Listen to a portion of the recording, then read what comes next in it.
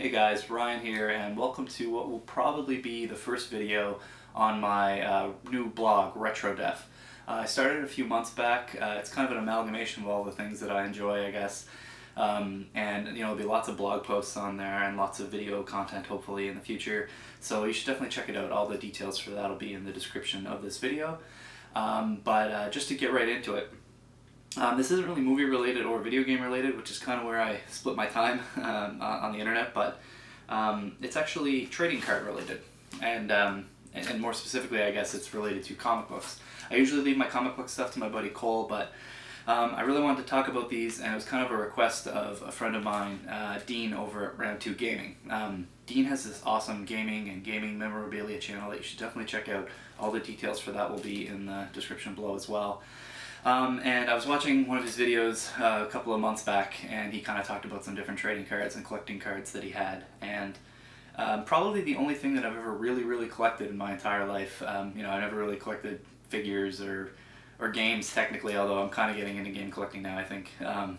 And I don't know, anything like that. But when I was a kid, I collected Marvel trading cards. And I have several sets of them, and I've never really seen a lot of stuff on this on the web, so I thought it might be cool to kind of go through the different sets that I have. As you can see, this binder is ancient. It's actually ripped in half. But these were the binders that I had these in when I was a kid, and these go all the way back to 1990, so I thought this might be kind of interesting. So today we're going to take a look at Marvel Series 1, which, like I said, was released in 1990. And yeah, let's take a look at the cards. Alright, so there's going to be a little bit of glare here. I keep the cards in plastic sheets, so there might be a bit of a glare, but I think for the most part you'll be able to see the sheets as a whole. I won't really be able to lift them up or move them or anything like that because this camera doesn't really autofocus, so, but I think you should be able to get an idea of everything all together. This is from my buddy Orc. Good coffee. Alright, so here we go. Like I said, this is Series 1. I started collecting these, I can remember, you know, pretty well when I first started getting these. I was, oh gosh, I guess I was like 7 years old or something at the time, and it was this like unbearably hot summer. And my mom took my sister and I, and we went for a walk to a local corner store to get some like cold treats, because there was like a water ban on. We couldn't use like a sprinkler or anything like that, and we didn't know anybody with a pool, so we did that. And when I was up there, I saw these packs of cards at the store, and my mom bought me a couple of packs of them, and it just sort of went from there. Eventually I started going to a store in our local mall, which was kind of like a hobby store, and they sold them. So essentially you'd get, I can't even remember how many were in a pack, and I probably should have done a little research on that, but it'll magically appear on the screen here because I'm not that professional. But anyway, yeah, so anyway, you would get so many in a pack, and so what we would do anyway was this hobby store that we had. Of course, you would never, you know, maybe at the start you might get lucky and get a couple of packs where you didn't get a double, but as it went, you would eventually stockpile all these doubles, which we called traders. And you would take the traders to the store, and typically, depending on the card you were trying to trade for, they would have a ton of them. From other people bringing in traders or opening up packs themselves, and you could trade maybe 2 for 1, 3 for 1, depending on how rare the card was. So, you know, sometimes you might not get all the cards you needed in a pack, but you could always go down and trade for any of the ones that you really needed. There are also foil cards, which I'll show you. I think I might have one for this set. I haven't gone out, you know, and bought the foil cards after the fact. You couldn't trade for them back in the day, you had to buy them. So the ones that I have, I've kind of picked up organically, like I actually got them in a pack. I haven't gone out and bought anything or anything like that after the fact, but the foil cards were really rare to get. They were just regular cards with a foil color over them, so we'll see those in a little bit. I'm not going to go through every character on every card, I don't think, because that could take a long time. But these are in order as per the checklist, which I'll show you at the end as well. But I remember this card specifically being one that I was really hyped about getting, the Spider-Man in the black costume, which was all the rage in the 90s. Oh, and this one here, this Wolverine, I think this was one of the first cards I got, and this is kind of, Cole and I mention occasionally that when we got into comics, we actually got into comics not so much from the comics themselves, but from these cards. For years we didn't really read the comics, but I was collecting these, so we would pour over the information on the back of these cards. On the back of them here they have like information about each of the characters, a little synopsis, their foes and things like that. I'll take out the thing here and show you. See if I can zoom in on it and show you. Up on here, first appearances, things like that, a little bit of a written description, and then on these ones in particular they gave you a little bit of trivia. And you can see here, like I said before, if I can get it to zoom at all, which I can't because this camera just does not do video zoom very well, but it does say 1990 right there, Marvel Entertainment Group. So this was the size of the cards. You'd see the number here in the corner, little picture here, and then you had your card. Typically with these cards you wanted to be careful with them not to bend the corners, because that probably keeps the value nice and high. When we were kids though, like I saad, I was about 7 when I got these, and we used to pour over these. So for this set in particular, I do have a fair amount of, not maybe like ripped up corners or anything like that, but just kind of, you know, softened corners. And some of the cards are, you can tell we had them out a lot. But this one here in particular is in good shape because I wasn't really a big Fantastic Four fan, so. But that gives you an idea of what's on the cards. But as I was saying, with the Wolverine card, in particular, this was probably the first time that I ever saw Wolverine. I'd never read a comic or that with him until a little bit after this. And I remember just finding him very mysterious, because in this set alone there's maybe 3 Wolverine cards, which kind of seems strange, but he has sort of different versions of himself within the Marvel Universe. And this is back when no one knew anything about Wolverine, and when the character was amazing. All the art form was awesome, all the stories were great, and he had this mystique about him that is kind of lost today, unfortunately, because they've explained kind of everything in his background. But I remember finding him very interesting because he was showing up so many times in the series, and he eventually became, as he is today, like my favorite Marvel comic book character ever. I know that they're killing him off soon. I'm going to try and zoom this in a little better. But everyone dies in the comics and comes back, so it doesn't really matter. But actually it'll be kind of nice to not have him inundating comics for a while, because he's in literally everything right now in the Marvel Universe, so it's a little bit much sometimes. Actually, I guess I'll quickly run through them. We have Captain America, Black Suit Spider-Man, The Incredible Hulk, Daredevil, Nick Fury, The Thing, Professor X, Cyclops, and Jean Grey, who was initially credited as Marvel Girl in the team. Eventually just kind of took her own name. On this page we have Wolverine Phoenix, who is kind of the daughter of Jean Grey. Won't get into all that. Power Man, awesome character that really started to hit his stride in the last couple of years, I find. Last 10 years, we'll say. Dazzler, Dagger, Quasar, Submariner, also Namor. This is another, so this is what I was talking about before, where some of these characters have sort of variants. This is the Hulk, but this is the Grey Hulk.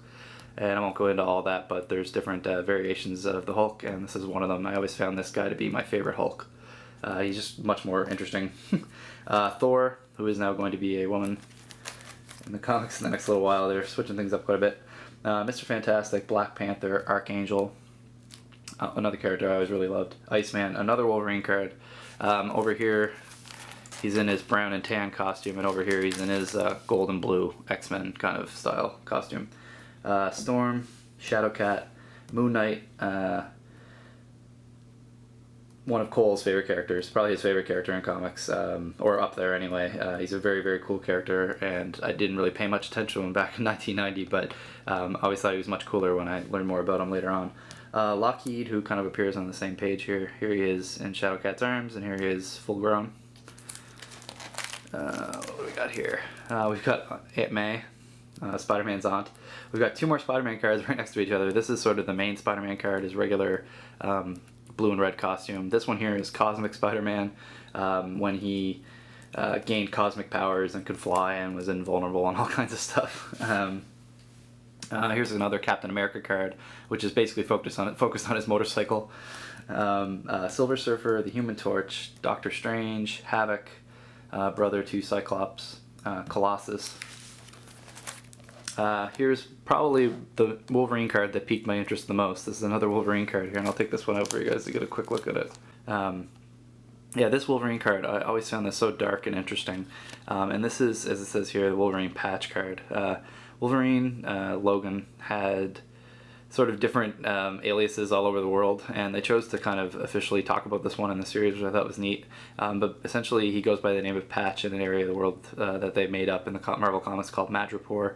And I won't get into all that again, but just to give you some idea of why we had a third Wolverine card in here. But I always loved, he kind of had this other persona that he would use when he was off in Madripoor in some different Asian countries. So he'd go around as Patch, and I always thought that was so dark and cool. And all that. Here we have Nightcrawler, She-Hulk, Captain Britain, Rogue, and probably I don't think I've ever seen this uniform on her before or after, but it's kind of a different one. Iron Man, who's so popular these days, made popular by Robert Downey Jr.'s character. He's always been popular, I shouldn't say that, but I've never been a big Iron Man fan until the movies, really. I'll be honest. He's an interesting character, though. Invisible Woman, Punisher, Longshot. I always thought Longshot was such a cool character, too. The Punisher card over here that I just mentioned is actually mostly focused on his battle van, and this is his actual card up here. Beast, one of my favorite characters. Another Storm card. It's kind of just a different variant on her look when she did the Mohawk thing. Elektra, Cloak, Wasp, and then we get into the villains. So this was all superheroes, now we're getting into the supervillain section. So we have the Kingpin here, Wilson Fisk, Baron Zemo, Loki, who's wildly popular now after the Thor movies, Juggernaut, I'm the Juggernaut, bitch, Nightmare, Sabretooth. I always love this Sabretooth card. I just think that's such a great look for him. He's got the wild red eyes. That's just always my favorite look for him. Electro, Dr. Octopus, Dr. Doom, Ultron, who's going to be very important in the next Avengers movie, the Enchantress, Magneto, Bullseye, Mr. Sinister, Sandman, Lizard, Mole Man, Dormammu, Leader, who is kind of, if you don't know who he is, he's one of the Hulk's main villains, Blob, Black Cat, Venom. I always love this Venom card. This is kind of when I sort of really got into Spider-Man, was around this time too, and mostly because of, I think, Venom. I'd actually probably read some Spider-Man comics up to this point, and had read some Green Goblin stuff, but when I finally found out about Venom, which he kind of became popular in the 90s and late 80s there, well, that's when he was first appearance, I think. Let's see here, yeah, 88. I always loved the whole character arc with Venom. I think they've ruined him these days. I wish they would just go back to having him be Eddie Brock and be the Lethal Protector and hate Spider-Man and all that good stuff, but just love that art. Just love that stuff. Galactus, the Mandarin, who they completely ruined in Iron Man 3. I hate that movie. The High Evolutionary, Mephisto, Thanos, who, if you've seen Guardians of the Galaxy, plays a role in it, and I think he's going to play a much bigger role in the future Marvel movies. Apocalypse, who I think is going to make an appearance in the X-Men movies in the near future. I wouldn't be surprised anyway. Red Skull. Ghost Rider. This is an interesting set here. This is the rookie cards. So new guys that just came out that year would get a card typically. Excuse me, kind of showing them off, and so this was the first year for the Ghost Rider. Now this wasn't the first year for Ghost Rider in general, but for this particular version of Ghost Rider, he had already been around as another character who you see here, Nomad. So I don't know, no, never mind. I got that totally wrong. I don't know what I'm saying. Yeah, so this is the Danny Ketch Ghost Rider. He had been Johnny Blaze before that. I don't know why I said Nomad. Sorry, don't mind me. He had been Johnny Blaze before that, and this is the Danny Ketch Ghost Rider who came out in 1990. We have Deathlok here. Oddly enough, the Guardians of the Galaxy right here. Started in 1990. This card's kind of roughed up a little bit, but give you a look at them.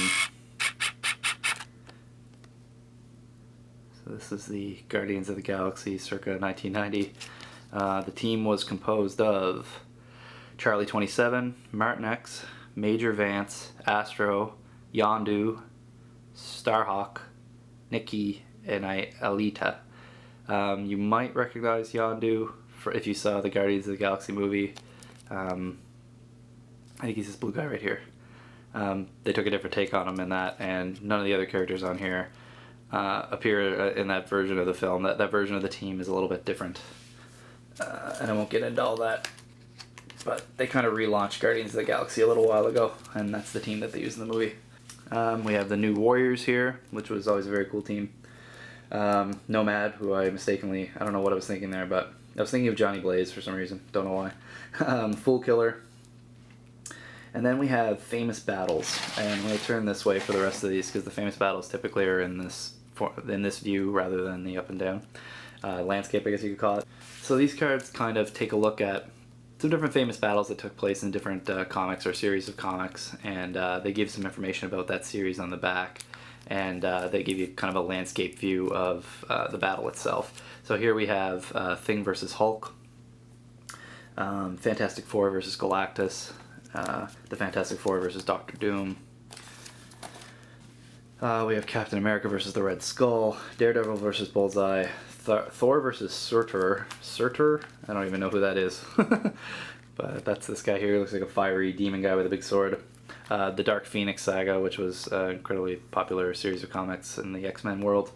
Daredevil versus Kingpin. We have Spider-Man versus Kraven. X-Men versus the Avengers. Silver Surfer versus Mephisto. Spider-Man versus Dr. Octopus. Up here we have The Fall of the Mutants, Acts of Vengeance, Armor Wars 1, X-Men versus Fantastic Four, Atlantis Attacks, Nick Fury versus Hydra, X-Men versus Magneto, The Evolutionary War, and Spider-Man versus Venom, which I always loved. Okay, we have Spider-Man versus the Green Goblin, Hulk versus Spider-Man, which is the Grey Hulk, which has a sort of an interesting story where Grey Hulk was kind of like a bouncer or a bodyguard or something like that in Vegas. X-Factor versus Apocalypse. This is the original X-Factor, which was comprised of the original X-Men. Daredevil versus the Punisher, Hulk versus Wolverine, Silver Surfer versus Thanos, Daredevil versus Wolverine, Spider-Man versus Hobgoblin. I always love Hobgoblin, great character. And Captain America versus Wolverine. I should mention this one, Hulk versus Wolverine, is actually Hulk's first appearance, I believe.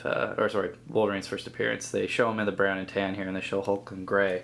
So it might be a different battle, but the first time Wolverine ever appeared in a Marvel comic was battling the Hulk in an Incredible Hulk issue. We have the X-Men in the Savage Land, the first Kree-Skrull War, Wolverine versus Sabretooth, always awesome battles, Thor versus Loki. We have X-Men versus the Freedom Force, which I think was a variation on the Brotherhood, and Iron Man versus Titanium Man. And then I can switch this back up to here now. So then they also had these cards that were the covers of some famous issues of different Marvel comics. I think that this only happened in the first set. I don't think they kept doing this after this. So they call them the most valuable comics cards, and you have here the first issue of Fantastic Four, first issue of the X-Men. I see they're fighting Magneto on the front. First issue of Amazing Fantasy, which was the first appearance of, sorry, not the first issue of Amazing Fantasy, but the first appearance of Spider-Man in Amazing Fantasy. Sorry about that.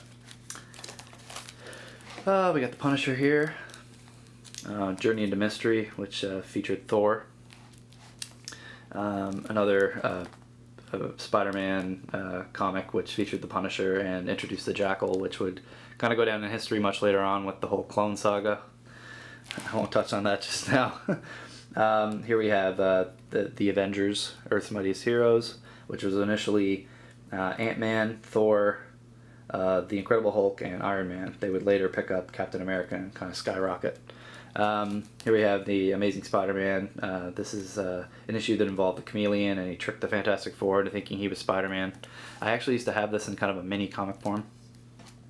This is the first giant-size X-Men. The idea behind this was the original X-Men team was captured, and the Professor had to go to make a new team to save them, and that was when we first had characters like Colossus and Nightcrawler and Shadowcat and Storm and Wolverine and Warpath, I believe. They were all on a team to try and save the original X-Men, and then they all became kind of one big team that kind of all blew up. These days there's so many different X-Men, it's hard to keep up. This was a really cool issue of Wolverine. I think this is one of the first ones Frank Miller did in the series, and I always love this cover. It's very eerie. Wolverine looks so creepy on it. Here's that issue I was talking about of the Incredible Hulk, where first appearance of Wolverine. Let's flip this one out. The Hulk was fighting Wendigo, and Wolverine came in and busted up the party, and he was a very different character then. They hadn't really explained a lot of his background whatsoever, but when he was created, it was envisioned that his claws were in his gloves, not part of his body, and that he was supposed to be some kind of a cross hybrid between a man and a Wolverine or something like that. He wasn't supposed to be a mutant at the time. Of course, they don't explain any of that in the battle here, but it's kind of interesting to note that. And this is Tales of Suspense, first appearance of Iron Man. And here we have the first appearance of, the Avengers, where they thawed out Captain America, and things kind of really took off. And Captain America kind of became the face of the Avengers from there on. Here we have some team cards. So we had some different teams in the Marvel U, and it's supposed to be like a team picture. We have the New Mutants, the X-Men, the X-Men again. Like I said, they kind of have different rosters and things like that. X-Factor, which like I said was the original 5 X-Men, Beast, Cyclops, Iceman, Jean Grey, and Angel, who became Archangel. They were all on a team together. We have Excalibur, Cloak and Dagger, Fantastic Four, the Avengers,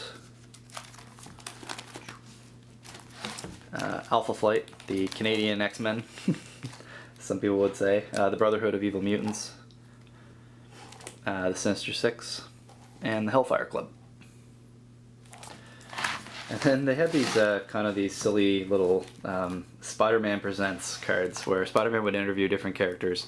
And I won't touch on many of them or anything like that because they're kind of silly and I'm running out of battery here. But you had Spider-Man talking to Doctor Doom, Dr. Octopus, the Hulk, Silver Surfer, Thor, Punisher, Magneto, Captain America, Doctor Strange, Iron Man. I always love this one because he talks to Wolverine and he asks him, "So is your first name or your last name Logan?" And he just says, "Yep." Something like that. I always thought that was so funny. But yeah, it's just kind of this humorous Spider-Man banter that you become used to in the comics where he's talking to these different characters. And the final card they have is Mr. Marvel himself, Stan Lee, the creator of many of these characters and the whole Marvel Universe. Stan the Man. They had a little picture of him where he's kind of got all the different faces on there, and a really nice portrait of Stan. And then they had the checklist. Like I said before, I kept a lot of my later series in really good condition. These ones aren't in that bad a condition. This card in particular, though, I actually checked off cards as I went when I was a kid on my checklist. Oops. And as you can see here, I kind of messed this card up pretty bad. But I don't know. I'm never going to sell these. It's kind of a collectible for myself. You can see here is the holograms I was talking about. So there are these 5 foil cards that you could get. The next page is actually Marvel Series 2, which I'll save for another video. But I want to thank you guys for watching this. I hope this came out okay. We'll see how it looks in editing. This was, this was pretty important to me when I was a kid. I was really, really into this. It wasn't easy to collect all these. It wasn't easy to save up the money and get all the traders and do all that stuff. But it was something I really loved doing and really enjoyed, and it kind of kicked off something that I would do for many years after that, which was collecting all these different series. So this was Marvel Series 1, 1990 collector cards. It's the whole set without the foil cards. Like I said, I think I have one, but I think I've kept all my foil cards in one page, so we'll take a look at those later. So anyway, guys, thank you very much for watching, and I will talk to you soon. Peace.